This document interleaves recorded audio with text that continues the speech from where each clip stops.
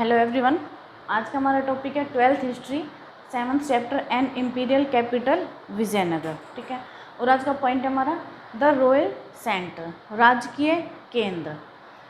राजकीय केंद्र मीन्स ऐसा केंद्र या ऐसी जगह जिसका संबंध कहीं ना कहीं राजा और उसके कार्य या उसकी फैमिली से रहा हो, एक ऐसा केंद्र। ठीक है, तो सबसे पहले हम इसमें देखेंगे इसकी लोकेशन।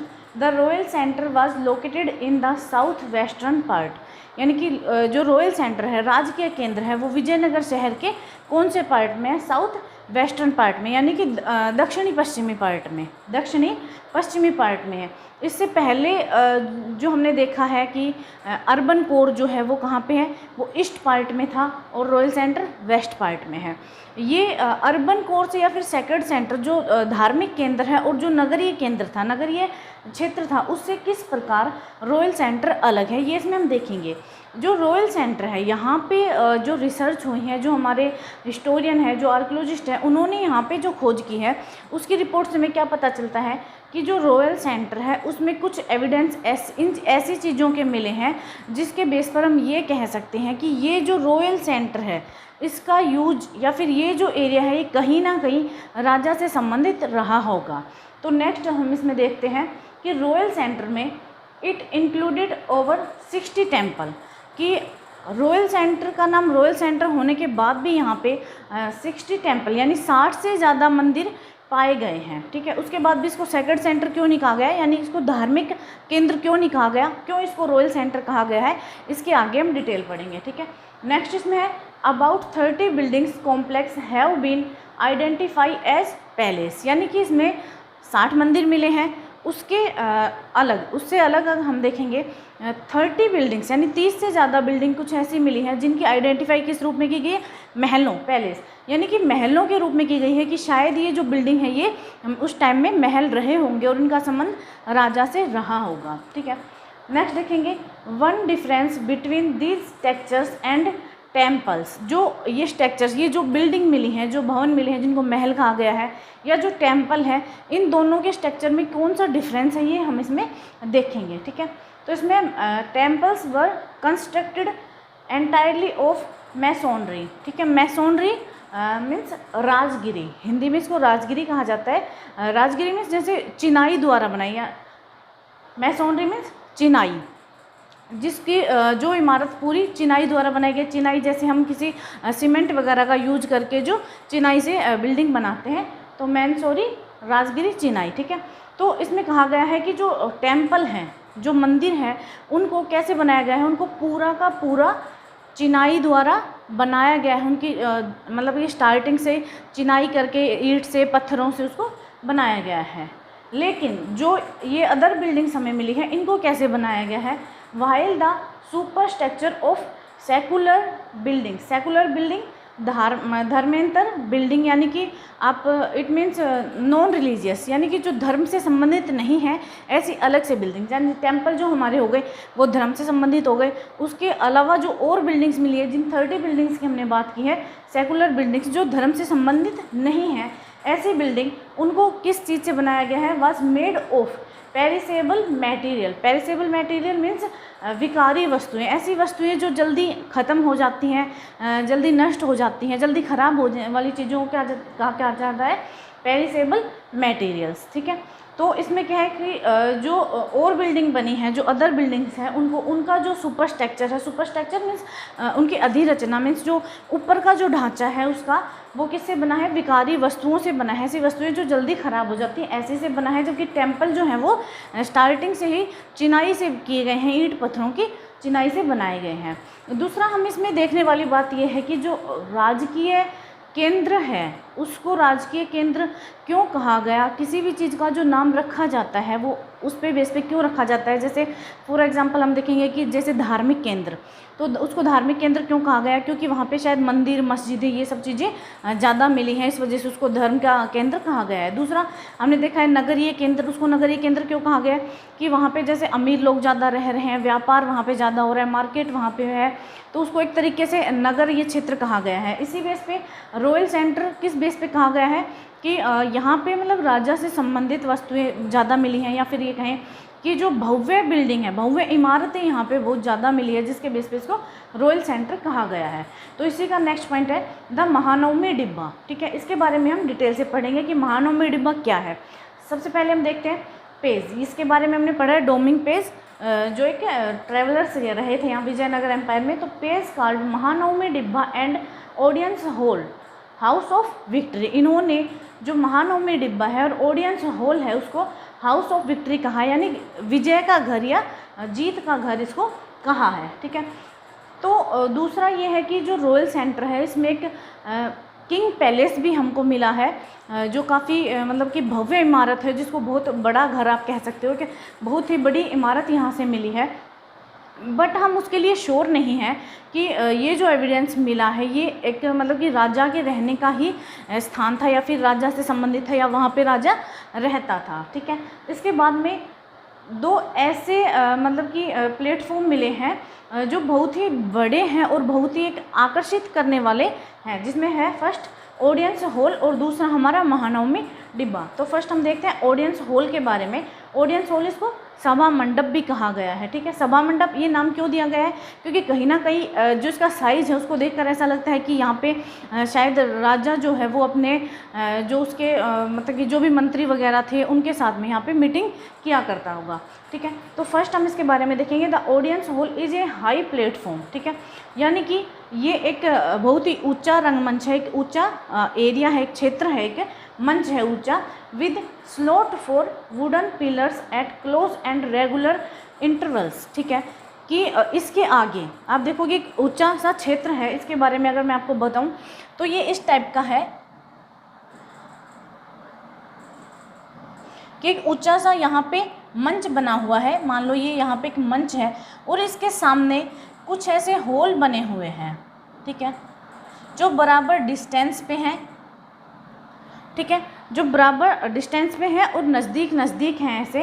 तो ये ज़मीन के अंदर छेद मिले हैं, ऐसे होल मिले हैं, स्लोट होल मिले हैं, जिनमें ऐसा माना जा रहा है कि कहीं ना कहीं इनमें ऐसे जो पिलर है लकड़ी हो सकती है कि उनको ऐसे खड़ा करके रखा हो और इनके ऊपर ही दूसरी इमारत रही हो। ठीक है, सेकेंड इसमें देखते हैं it had a staircase going up to the second floor. और इसी में जो दूसरी बिल्डिंग है उस पे जाने के लिए यहाँ पे सीढ़ियाँ भी मिली हैं जो शायद ऊपर की तरफ जाती हैं। कौन सी बिल्डिंग? सेकंड फ्लोर पे। ठीक है, सेकंड फ्लोर जो इन पे जो ये पिलर थे इन पे टिका हुआ था। ठीक है, सेकंड फ्लोर जो पिलर हैं उनके ऊपर टिका हुआ था और उन पे जाने के लिए सीढ़ियाँ भी इसमें मिली हैं। ठीक है, थर्ड पॉइंट इसका देखते हैं कि the pillars being closely spaced would have left little free space and not clear what the hole was used for। यानी कि इसमें कहा गया है कि जो ये पिलर बनाए गए हैं ये इतने पास पास में बनाए गए हैं, यानी उनके जो होल हमें देखने से हम पता लगा रहे हैं कि ये जो पिलर है इतने पास पास रहे हैं कि जिनकी वजह से यहाँ पे कोई सभा करना तो मतलब कि मुश्किल है, क्योंकि इतने पास में है कि इनके बीच में जो स्पेस है, खाली स्पेस है, वो बहुत कम है। तो ये अभी हम श्योर नहीं हो पाए हैं कि इसका यूज, ये जो होल है इसका यूज किस चीज़ के लिए किया गया होगा। ठीक है, ये ऑडियंस हॉल के बारे में। नेक्स्ट जो हमारा है वो हमारा टॉपिक है महानवमी डिब्बे के बारे में। और नेक्स्ट है हमारा महानवमी डिब्बा। ठीक है, सेकंड तो इसमें भी देखना है कि महानवमी डिब्बा कहाँ पे है। Located on one of the highest point in the city. यानी कि जो महानवमी डिब्बा है ये विजयनगर जो शहर था उसके सबसे ऊंचे जो स्थान थे उनमें से एक है। ठीक है, महानवमी डिब्बा। सेकंड है महानवमी डिब्बा इज ए मैसिव प्लेटफॉर्म। यानी कि इसमें देखोगे ये एक जो है विशाल प्लेटफॉर्म है, यानी कि विशाल रंगमंच है, बहुत ही बड़ा। जो विजयनगर शहर में जितनी भी चीज़ें मिली हैं देखा जाए तो उनमें से अगर किसी मंच की बात की जाए तो ये सबसे बड़ा मंच है जिस पर शायद कोई ऐसा त्यौहार मनाया जाता रहा होगा, इसके बारे में हम आगे देखेंगे। ठीक है, नेक्स्ट इसमें है rising from a base of about 11,000 square feet. यानी कि इसका जो बेस है, जो आधार है वो कितना है? 11,000 वर्ग फीट है। ठीक है, to a height of 40 feet, यानी और इसकी जो ऊंचाई है वो कितनी है? 40 फीट की है।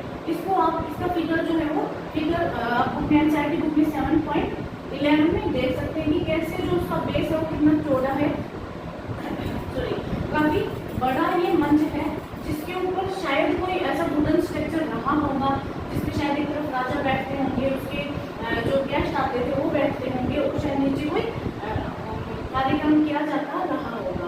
तो इसका बेस कितना है 11,000 स्क्वायर फीट का, और हाइट कितनी है 40 फीट की।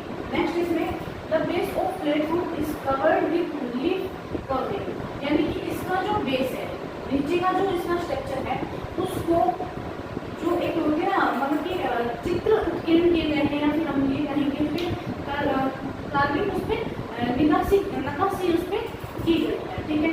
जैसे कोई चित्र उस पर बनाए गए हैं किसी चीज के, ऐसे ये आप फिगर 7.12 में देख सकते हैं। नेक्स्ट जो महानवमी डिब्बे का नाम है, वो महानवमी कैसे उस डिब्बे का नाम महानवमी डिब्बा है, तो इसमें जो महानवमी है उसका शब्द अर्थ क्या है, महानवमी लिटरेरी वर्ड जो है इसका द ग्रेट 9th डे, यानी कि इसमें जो महान नौवां दिन, यानी ऐसा इसमें रहा होगा कि इसमें ऐसे 9 दिन का जो उत्सव है, जो फेस्टिवल है, वो इसमें मनाते रहे होंगे, और उसी के बेस पे जो इस डिब्बे का आता है, जो ये मंच है, इसका नाम महानवमी रखा गया होगा, ठीक है।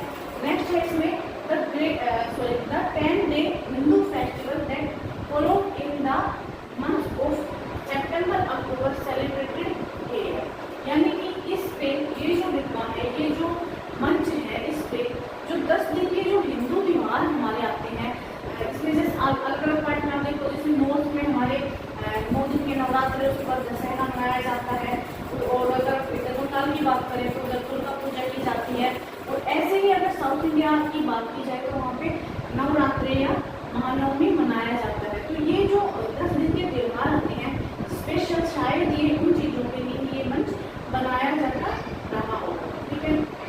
नेक्स्ट इसमें देखेंगे कि जो फेस्टिवल उसमें मनाए जाते थे, तो वहाँ पे कौन कौन से ऐसे कार्यक्रम किए जाते थे। तो फर्स्ट इसमें देखेंगे वर्शिप ऑफ इमेज, यानी कि मूर्ति पूजा की जाती थी, ठीक है। स्पेशल जो भी उनके जो भगवान रहे हैं उन सबकी वहाँ पे पूजा की जाती थी। और सेकंड वर्शिप ऑफ हॉर्स, यानी कि जो स्टेट हॉर्स थे, जो राज्य के जो घोड़े थे, उनकी भी यहाँ पे पूजा की जाती थी। घोड़ों की क्यों पूजा की जाती थी, हमने इसमें चैप्टर में पहले बात की कि जो घोड़े थे वो मतलब शहर के लिए या फिर जो राज्य के लिए बहुत ही महत्वपूर्ण थे। क्यों थे, क्योंकि जब भी कोई युद्ध वगैरह होता था उसके सबसे ज़्यादा जरूरत होती थी घोड़ों की, तो यहाँ पे घोड़ों की भी पूजा की जाती थी, ठीक है। सैक्रिफाइस ऑफ एनिमल्स, यानी कि इसमें देखोगे इसका मतलब है बलि, ठीक है। जो पशु बलि यहाँ पे दी जाती थी, जिसमें भैंसों की बलि होगी, बफेलो की, या फिर जो अदर एनिमल्स थे उनकी बलि यहाँ पे दी जाती थी, ठीक है। नेक्स्ट है इन जो उत्सव किया जाता था, इसमें और क्या किया जाता था, डांसिंग, यानी कि इसमें नृत्य किया जाता था, ठीक है, डांस किया जाता था। रेस्टलिंग, नेक्स्ट जो यानी कुश्ती प्रतियोगिता, रेस्टलिंग ये थे कुश्ती प्रतियोगिता की जाती थी। थर्ड है प्रोसेशन बस कैरिड आउट, यानी कि इसमें शोभा यात्राएं निकाली जाती, जैसे घोड़ों को, हाथियों को, रथों को इनको सजा करके उनपे जो रथ यात्रा है, शोभा यात्रा उनकी निकाली जाती थी, जुलूस जो निकाला जाता था उसके बारे में कहा गया है कि यहाँ पे कुश्ती प्रतियोगिताएं होती थी, डांस होते थे, और रथों के, घोड़ों के जुलूस या फिर उनकी शोभा यात्रा निकाली जाती थी प्रोग्राम में, ठीक है। दूसरा है ritual presentations before the Kings and his guest, और जो मतलब कि कार्यक्रम किए जाते थे, जो अनुष्ठान कार्यक्रम किए जाते थे, उसके बाद में जो किंग थे, जो राजा थे, और उनके जो गेस्ट बुलाए जाते थे, उनको गिफ्ट दिए जाते थे बाय द चीफ नायकास एंड सबऑर्डिनेट किंग्स, ठीक है। जो इस ओकेजन पे जो सबऑर्डिनेट किंग्स थे, जो राजाओं के अधीन जो छोटे राजा थे, और जो राजा के जो चीफ नायकास थे, चीफ नायकास के बारे में पढ़ा था, जो आर्मी चीफ होते थे, जो मिलिट्री में मेन हेड होते थे, ठीक है। तो नायक और जो सबऑर्डिनेट किंग, जो छोटे अधीनस्थ जो राजा थे, उनके द्वारा राजा को और जो उनके गेस्ट होते थे उनको प्रेजेंटेशन दिए जाते थे, वो गिफ्ट दिया जाता था, और ये जो गिफ्ट दिए जाते थे मुख्य आकर्षण के केंद्र होते थे, यानी कि जो वहाँ पे उपस्थित जो लोग थे वो जानने के लिए उत्सुक रहते थे कि राजा को क्या गिफ्ट दिए जाने हैं, यानी कि ये मुख्य यहाँ पे आकर्षण का केंद्र रहता था, ठीक है। नेक्स्ट इसमें देखेंगे on the last day of festival, जो त्योहार का अंतिम दिन होता था, जो उत्सव मनाया जाता था, उसका अंतिम दिन होता था, उसमें क्या किया जाता था, द राजा इंस्पेक्टेड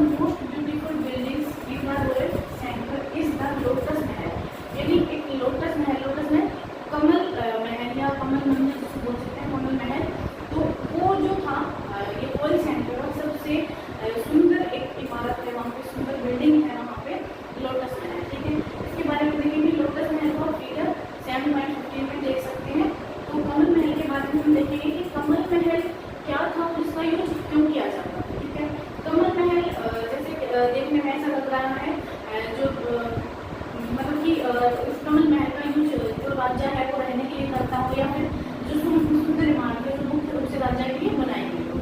ठीक है, तो इसमें नेक्स्ट एक हम देखेंगे कि कमल महल का जो खड़ा रेखा चित्र है उसको आप इसी फिगर में देख सकते हैं, 7.14 में देख सकते हैं। तो खड़ा रेखा चित्र क्या होता है उसके बारे में हम थोड़ी सी यहाँ पे डिस्कस करेंगे। ठीक है, एलिवेशन ड्राइंग या खड़ा रेखा चित्र क्या होता है? खड़ा रेखा चित्र यानी कि एक ऐसा किसी चीज का एक ऐसा डायग्राम जिसको हम उसके फोटोग्राफ में नहीं देख सकते, एक ऐसा उभरवा रूप से उसका अवलोकन करना, वो सब इसमें होता है। हम देखेंगे an elevation is a vertical view of any object and structure. Vertical view यानी ऊर्ध्वाधर उसको देखना कि उसके जैसे हम किसी पिक्चर को देखते हैं या फिर किसी स्ट्रक्चर को देखते हैं तो हम सिर्फ उसके बाहरी गुण को देखते हैं कि उस पर क्या पेंट किया गया है, कैसा उस पर डिजाइन किया गया है, सिर्फ हम ये चीजें देखते हैं।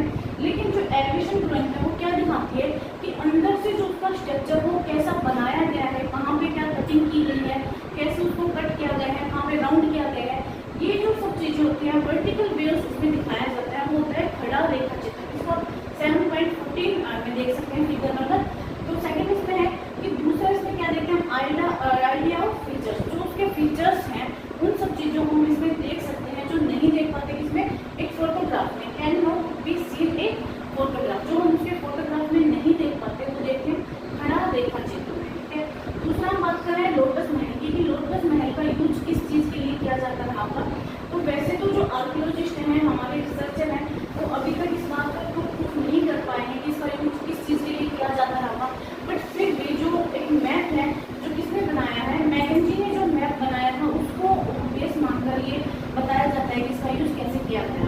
तो found in a map drawn by Mackenzie, जो मैकेंजी ने जो मैप बनाया है उसके आधार पर कहा गया है कि ये क्या है, कौंसिल चैम्बर है। ये क्या है, कौंसिल चैम्बर, परिषदीय सदन। ठीक है, परिषदीय सदन है ये, जिसमें क्या करते होंगे, कौंसिल चैम्बर एक place where the king with his advisor, यानी कि यहाँ पे जो राजा है वो अपने जो सलाहकार है उनसे मीटिंग करता होगा, उनमें से मिलते होंगे यहाँ। ठीक है, तो ये है कमल महल के बारे में, लोटस महल। दूसरा इसमें है हजारा राम मंदिर। ठीक है, वैसे तो ज्यादातर जो विजयनगर सिटी के जो शहर है वो वहाँ पे सेक्रेड सेंटर में, धार्मिक केंद्र में, लेकिन उसके अलावा कुछ हमने जैसे रॉयल सेंटर में पढ़े कि यहाँ पे भी काफी मंदिर मिले। तो उनमें से जो सबसे फेमस है वो है हजारा राम टेम्पल, हजारा राम मंदिर है, जिसका यूज किसके लिए किया जाता होगा, जिसका यूज मेनली जो राजा है उसके लिए और उसकी फैमिली के लिए इसका यूज किया जाता रहा होगा। दूसरा इस टेम्पल की जो मेन बात है वो क्या है, scenes found the Ramayana sculpted on the inner wall of the ceiling, यानी कि ये जो मंदिर है इसकी जो आंतरिक दीवार है, भीतरी जो दीवार है उस पर जो रामायण है हमारी, ठीक है, रामायण के कुछ सीन उस पर उकेरे गए हैं, उस पर बनाए गए, उसकी मूर्तियाँ जो है वहाँ पे उनको बनाया गया है। तो ये हजारा राम टेम्पल के लिए मतलब कि एक हजारा राम टेम्पल जो है वो सबसे इम्पोर्टेंट क्यों है, क्योंकि उस पर रामायण की